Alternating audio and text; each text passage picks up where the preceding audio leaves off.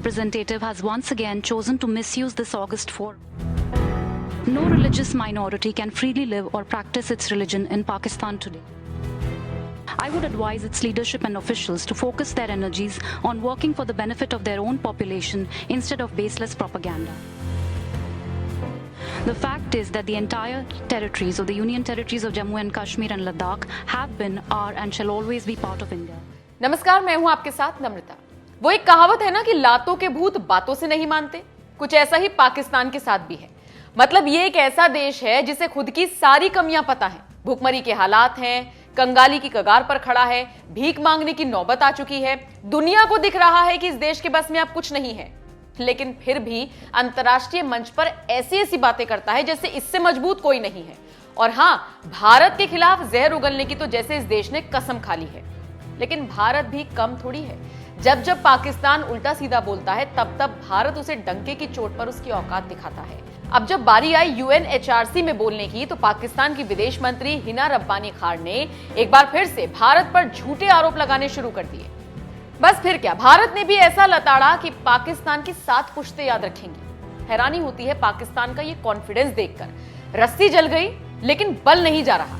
अब देखिए ना, पाकिस्तान की विदेश मंत्री हिना रब्बानी की इतनी हिम्मत तो थी नहीं कि भारत का नाम ले दे, लेकिन बिना नाम लिए मैडम बोली इस क्षेत्र का सबसे बड़ा देश परमाणु अपवाद का लाभ ले रहा है, जो इसके अप्रसार के मानदंडों और सिद्धांतों का उल्लंघन है। ये देश एडवांस पारंपरिक और गैर पारंपरिक हथियारों और प्लेटफॉर्म्स की उदार आपूर्ति का एक शुद्ध प्राप्तकर्ता बना हुआ है। हिना ने निश्चित तौर पर बेबुनियाद आरोप लगाए तो फिर भारत की तरफ से भी करारा जवाब दिया गया। भारत की तरफ से UNHRC में भारतीय राजनयिक सीमा पुजानी ने जवाब दिया और आतंकवाद के मुद्दे पर पाकिस्तान को जमकर लताड़ा। सीमा पुजानी ने 2 टूक कहा, जाकर पहले अपना मुल्क संभालो। रही बात कश्मीर की, तो वो भारत का अभिन्न हिस्सा था, है और रहेगा। सुनिए सीमा पुजानी ने क्या कुछ कहा। India is exercising its right of reply in response to the statement delivered by Pakistan. Pakistan's representative has once again chosen to misuse this August forum for its malicious propaganda against India. Pakistan is a state which responds to any calls for reforms with enforced disappearances. In the last decade, Pakistan's own Commission of Inquiry on Enforced Disappearances has received 8,463 complaints. The Baloch people have borne the brunt of this cruel policy. Students, doctors, engineers, teachers and community leaders are regularly disappeared by the state, never to return back. No religious minority can freely live or practice its religion in Pakistan today. The Ahmadiyya community continues to be persecuted by the state for simply practicing their faith. To even obtain a Pakistani passport, the community has to denounce its founder. Equally worse is the treatment of the Christian community. It is frequently targeted through draconian blasphemy laws. State institutions officially reserve sanitation jobs for Christians. Underage girls from the community are converted to Islam abetted by a predatory state and an apathetic judiciary.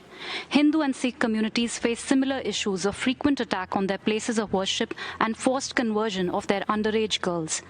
The state's crackdown on those who wish to raise their voice against any of these heinous policies is also incomparable.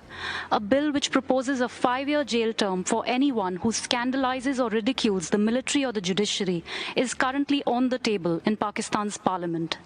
When it is not entirely focused on suppressing its own population, Pakistan actively lends its energies to aid, host and abet international terrorists. It has the unique distinction of hosting the most number of UNSC designated terrorists and terror organizations. Allow me to recall that Osama bin Laden lived next to Pakistan's premier military academy. Its security agencies have nurtured and sheltered Hafiz Saeed and Masood Azhar for decades. These are but a few dreaded names from the annals of Pakistan's history of supporting terrorism. Pakistan's policies are directly responsible for the death of thousands of civilians around the world. Pakistan's obsession with India, while its population battle for their lives, livelihood and freedom, is an indication of the state's misplaced priorities. I would advise its leadership and officials to focus their energies on working for the benefit of their own population instead of baseless propaganda. Mr. President, we regret the comments made by Turkey on a matter that is an internal affair of India and advise it to refrain from making unsolicited comments on our internal matters. As regards the OIC statement, we reject the unwarranted references to the Union Territory of Jammu and and Kashmir. The fact is that the entire territories of the Union territories of Jammu and Kashmir and Ladakh have been, are, and shall always be part of India. Pakistan is an illegal occupation of Indian territory. Instead of calling upon its member Pakistan to give up state-sponsored terrorism and to lift its occupation of Indian territory, OIC has let Pakistan hijack and misuse its platform for carrying out its nefarious agenda of engaging in malicious propaganda against it. तो सुना आपने कैसे सीमा पुजानी ने पाकिस्तान को अंतर्राष्ट्रीय मंच पर जमकर लताड़ा। संयुक्त राष्ट्र मानवाधिकार परिषद में पाकिस्तान को करारा जवाब देने वाली सीमा पुजानी का बयान सुनकर हर भारतीय उनकी तारीफ कर रहा है। अब आपका उनके इस बयान पर क्या कुछ कहना है, कमेंट करके अपनी राय हमें